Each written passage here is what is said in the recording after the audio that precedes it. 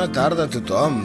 Benvinguts al capítol 18 de la sèrie Minecraft per a profes. Ja tenim el nostre cavall, si bé recordeu, que ens permet desplaçar-nos pel món de forma molt més àgil i agradable, la veritat, encara que aquí m'hagi anat xocant amb cada un dels pilars del pont.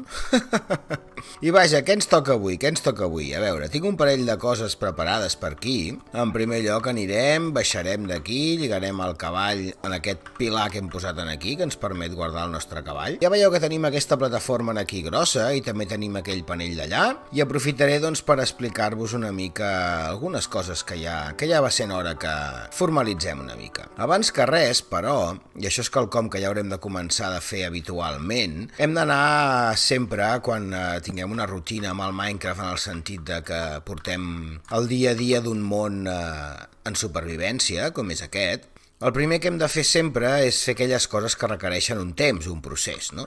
Si jo deixo aquest blat crescut aquí, aquest blat no tornarà a créixer, no hi haurà manera de que creixi, perquè un cop aquest blat ha crescut fins al seu màxim estadi, no seguirà creixent fins que no el collim. Per tant, el primer que hauríem de fer sempre, si volguéssim tirar endavant aquesta collita, com a mínim mentre no tinguem uns quants productes suficients com per alimentar-nos amb garanties, és començar la nostra jornada fent una mica de collita, no? Perquè si no, no podem aprofitar la velocitat de creixement, que si recordeu ens hem preocupat que sigui la més òptima, amb la il·luminació, que encara queda il·luminar una mica aquesta zona central i amb tota una sèrie de característiques que ja vam plantejar l'últim dia, d'acord? Ara no faré tota la collita en càmera perquè ens allargaríem massa, diguem-ne, però vaja, que és interessant començar a entendre que hi ha tota una sèrie de coses en el Minecraft supervivència com a mínim. Ja comento sempre que quan fem activitats o mapes més d'aventures o coses més condicionades, serà diferent, però ara per ara és important anar fent una mica de collita que ens permeti anar tenint els productes que necessitem per la nostra supervivència, vaja. Totes aquestes patates que estem tornant a plantar tornaran a créixer ràpidament, cosa que si no les recollim no serà el cas. L'altra cosa que hem de fer important, a veure, tinc pastanagues, tinc llavors, sí, és alimentar els animals. Evidentment, si jo no alimento els animals,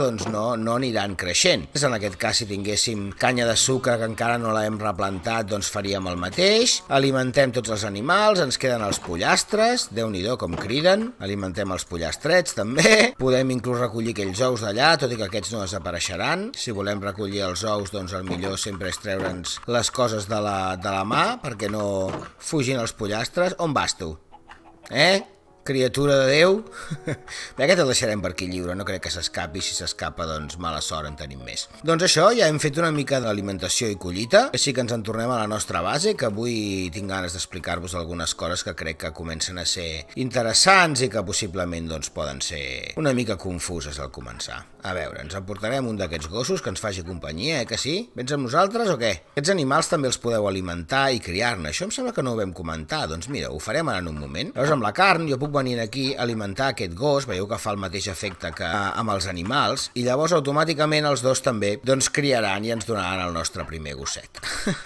D'acord? Aquest cadell el deixarem aquí sentat, aquest gos també, no vull tenir masses animals a sobre perquè si no són molestos i cridaners.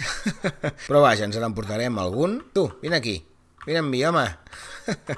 Vinga, va, seu aquí al costat. Molt bé, així m'agrada. Bé, anem per feina. El que us deia, aquí en primer lloc tenim totes les eines i les armes que hi ha disponibles en el Minecraft, d'acord? Oculto una mica la interfície. Si us hi fixeu, tenim espases, destrals, pales, pics, que em sembla que ja hem anat veient durant aquests diferents capítols, i tota una sèrie d'eines que tenim aquí al costat. La idea és deixar clar de forma una mica més visual els diferents materials i tipus que tenim en el Minecraft, i per tant, els he posat tots aquí uns al costat dels altres, que crec que és una bona cosa perquè siguem capaços d'explicar-ho bé. En primer lloc tenim les eines de fusta, ja sabeu que són les primeres i les més bàsiques que es fan. Després tenim les eines de pedra, material que ja veu veure que es pot trobar fàcilment el primer dia. Després passem al metall, després a l'or i després als diamants. Ja veieu que sempre són les mateixes, simplement el que canvies el material, i com sabeu, a mesura que anem pujant a l'escala, seran més resistents i més eficaços. L'únic conjunt d'eines que no acostumem a fer mai quan juguem al Minecraft són les eines d'or. Això és així perquè, tot i que sí que són una petita millora respecte a les de metall, no són eines que valgui la pena realment fer perquè duren molt poquet, d'acord? Tu, baixa a terra.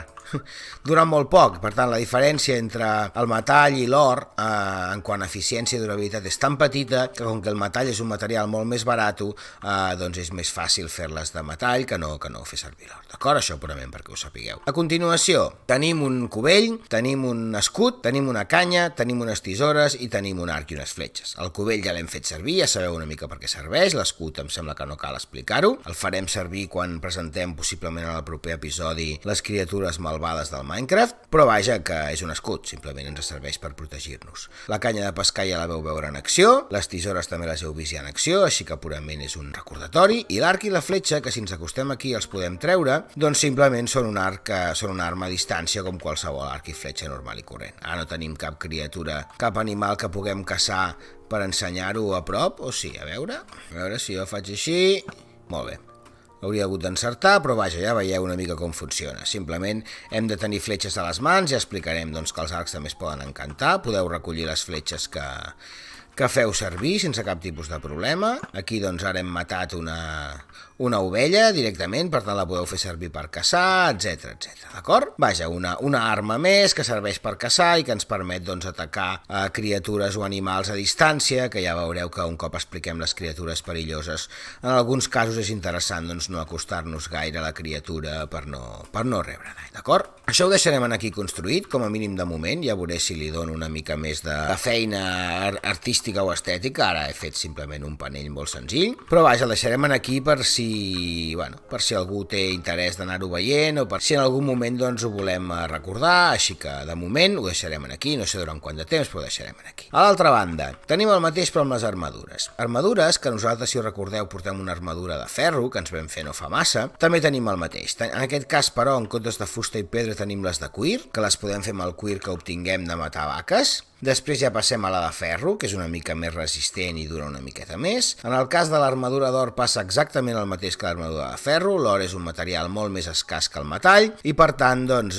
normalment les farem de metall perquè la diferència en quant a millores és menor. En el cas del diamant és l'armadura més òptima que podem tenir, la més forta i la més resistent, que espero que tinguem aviat algun dia d'aquests. I en aquest cas, com que són armadures també, he posat aquí les armadures de cavall. Les armadures de cavall, com veieu, doncs en tenim de 3 tipus, una de ferro, una d'or i una de diamant també, no? En aquest cas doncs, sí que l'armadura d'or es pot fer servir pel cavall perquè sí que és més eficaç que la de ferro. El problema d'aquestes armadures és que no les podem craftejar, que se'n diu, no les podem crear nosaltres simplement combinant elements, no? Sinó que les hem de trobar en algunes d'aquestes masmorres que algunes vegades he parlat o llocs amagats del Minecraft. S'està fent de nit, així que anem a dormir abans de l'últim pas. Però vaja, avui serà un capítol molt curtet, un capítol purament per explicar aquestes 4 coses de les eines i de les armadures perquè quedi aïllat. El titularem així, eines i armadures, i si algú té algun dubte doncs, de les possibilitats que tenim en aquest aspecte, doncs sempre podrà recuperar aquest capítol i revisar-ho, tot i que teniu algunes eines a internet també que us ho permeten. I l'altra cosa que m'agradaria presentar abans d'acabar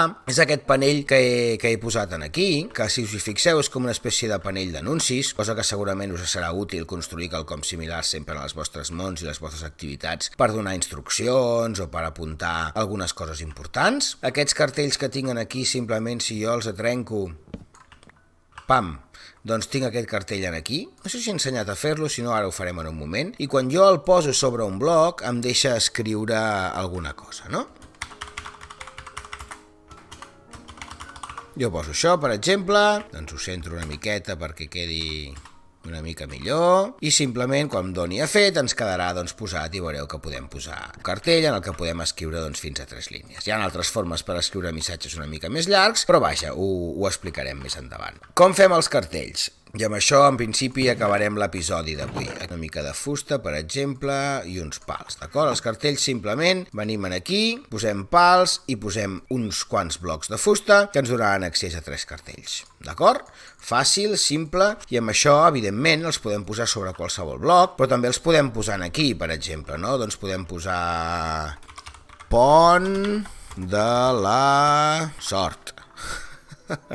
Un nom una mica típic, però és el que se m'ha ocorregut ara, nois, què voleu que us digui? Pont de la sort, i així podem anar posant doncs cartells, no? Jo puc posar-los també sobre diferents blocs, puc posar-los aquí, doncs per exemple, i posar eines i armes Minecraft. I evidentment doncs, el recurs del cartell ja veureu que és un dels recursos que més fareu servir perquè us permet doncs, afegir petites notes de text i petites indicacions en el món del Minecraft. Jo n'he deixat uns quants aquí preparats i la idea és al principi de cada capítol jo vindré aquí i posaré els 2, 3, 4 els objectius que siguin del capítol. Doncs bé nois, poca cosa més avui, ho deixarem aquí, simplement me'n vaig cap a la zona de la futura masia, perquè he de començar a donar-li 3 o 4 voltes i veure quin tipus de construcció podem fer en aquesta zona tan xula que tenim aquí al costat del bosc. I ja començo a tenir algunes idees del que us vull ensenyar a construir aquí. Farem una ermita, farem diferents edificis per un poble, cases, tota una sèrie de coses molt bàsiques, molt senzilles, ja us comento. Tenim la comarca per fer coses més complicades, més complexes, més avançades. I vaja, ja ho tenim aquí, aquest capítol més, capítol 18 de Minecraft per a profes, i ens veiem ben aviat.